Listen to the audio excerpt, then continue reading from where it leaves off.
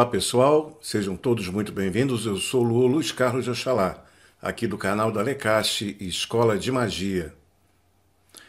Eu sou um Oluo de Ifá, um mago cabalista, mestre Quimbelê, quimbandeiro de Imbaré, e nós estamos desenvolvendo essa nossa playlist sobre os reinos da Quimbanda e os clãs ancestrais. No vídeo passado nós falamos sobre o reino da Lira e o clã ancestral dos objetos sagrados. Hoje vamos continuar falando sobre o reino da Lira, mas agora sobre um outro clã ancestral, o clã ancestral dos antepassados, dos ancestrais do Cabaré. Lembrando que essas informações e muito mais informações você terá no nosso curso Magia Prática a Eixo Catiço, o qual está com as inscrições abertas. São todos muito bem-vindos. Axé-o! Quem assistiu o nosso vídeo passado deve se lembrar que o reino da Lira é baseado no mito de Orfeu e Eurídice. Está bem gravado no vídeo passado a lenda grega que representa o reino da Lira. No vídeo passado eu falei bastante de Orfeu e da Lira que Orfeu recebe de seu pai, o Deus Sol. Daí então nascendo, na mitologia da Quimbanda, o clã ancestral dos objetos sagrados. A partir da Lira vem a tranca, a saia, a moeda, a faca e etc. No entanto, tem um personagem dentro dessa lenda grega que passa um pouco desapercebido, que é Eurídice. Eurídice é uma mulher humana. Enquanto Orfeu era filho do Deus Sol, com uma outra deusa, Eurídice era simplesmente uma mulher humana. E ela, na lenda, como vocês devem se lembrar, ela sofre um forte assédio, para não usar uma outra palavra aqui, que seria inconveniente. Ela sofre um assédio que ela sai correndo pela floresta. E então ela é picada por uma cobra e morre. Falando sobre o clã ancestral do Cabaré, falamos sobre a outra parte dessa lenda, que é sobre ela, Eurídice, portanto sobre a mulher.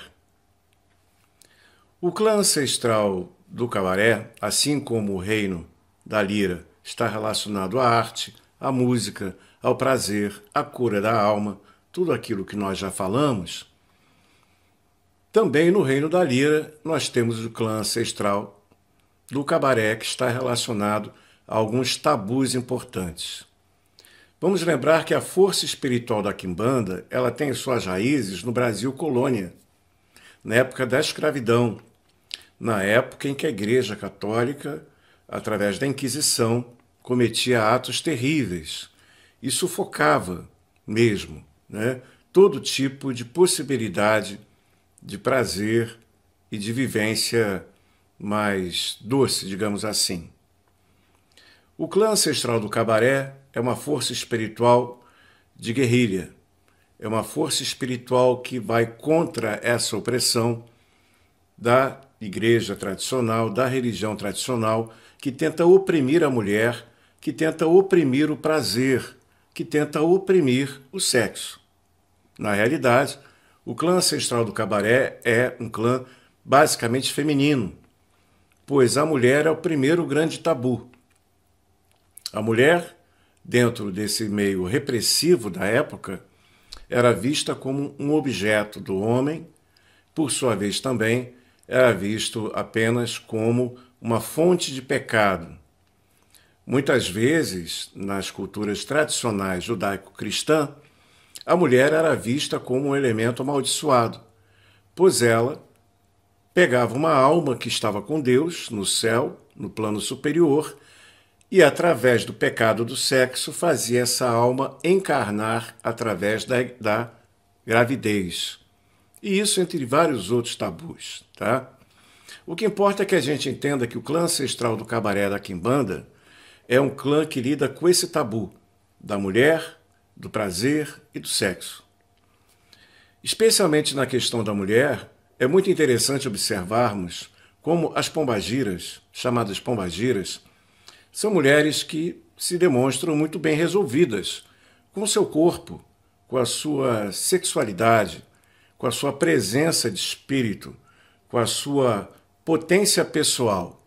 Não são mulheres que se submetem ao homem, ou seja lá o que for. As pombagiras, em especial, se demonstram mulheres fortes e que sabem viver o prazer de ser mulher, que entendem que é necessário ter prazer na vida.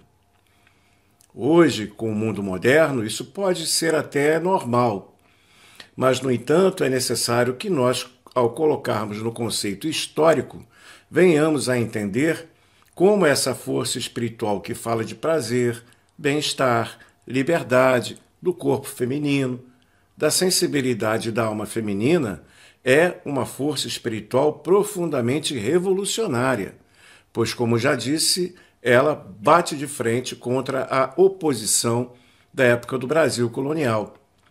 Vocês podem se lembrar que os padres, quando eles sentiam qualquer que fosse o mínimo desejo em relação a prazer, eles batiam em si mesmos, com chicotes, para que sentissem dor.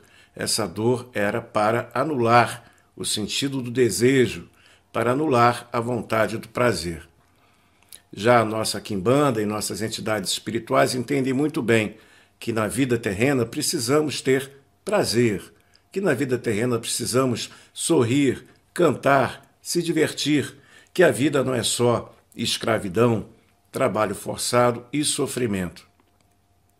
O povo do Cabaré nos lembra dessa alegria de viver, nos lembra que a mulher é bem resolvida, que ela tem direito à sua liberdade, que ela tem direito ao seu prazer e ao seu corpo. O povo do Cabaré também nos lembra que podemos e que devemos ter uma vida, sim, feliz, agradável e, por que não, alegre e com muita satisfação. Podemos ter, sim, uma vida prazerosa. Não precisamos sofrer como Eurídice sofreu no mito de Orfeu, que ela correu de uma violência que ela ia sofrer e acabou sendo morta. Infelizmente, veja como esse assunto é muito moderno. Quantas Eurídices, ainda hoje, são mortas por tentativas de abuso e de assédio. Por isso, é muito importante que nós tenhamos a consciência que as entidades do Cabaré nos lembrem do respeito à mulher, nos lembrem, sim, do prazer da vida, como uma força positiva e doce. Muito mais do que uma oferenda a, por exemplo, a grande rainha do Cabaré, que é uma das entidades líderes do clã ancestral do Cabaré, eu acredito que a melhor oferenda que podemos fazer ao Exu do Cabaré, à rainha do Cabaré, e sim, há um Exu também muito importante que faz o elo entre o clã ancestral dos objetos sagrados e o clã do Cabaré, que é o Exu Gargalhada. O Exu Gargalhada, a gargalhada ela não é um objeto, mas o Exu Gargalhada transforma a gargalhada em um objeto de magia, em um ato mágico. E muitas vezes a pombagira e os Exus usam da gargalhada como um instrumento de banimento. Eu sempre ensino aos meus alunos, aos meus filhos de santo, começou a se sentir pesado, um ambiente ruim, força uma gargalhada, dá uma gargalhada. Na primeira vez vai sair meio estranha, mas faz de novo. Você vai ver que o ambiente vai se aliviar. O ambiente vai ficar mais leve, vai ficar mais agradável, mais tranquilo. Os antigos diziam que as gargalhadas das crianças espantavam os demônios, que a gargalhada de um bebê é capaz de espantar demônios por quilômetros e quilômetros. Ou seja, a força do prazer, da satisfação, seja no corpo, através do gozo e do prazer, seja na alma, através da gargalhada, do bem vestir, do bem falar, afinal de contas, do reino da lira, no reino do povo ancestral do Cabaré, tenhamos a lição do bem viver. Esse foi então o vídeo. Claro que é um assunto que poderíamos explicar muito mais, mas você pode aprender sobre isso e muito mais temas no nosso curso Magia Prática a Exu Catiço. As inscrições estão abertas e são todos muito bem-vindos.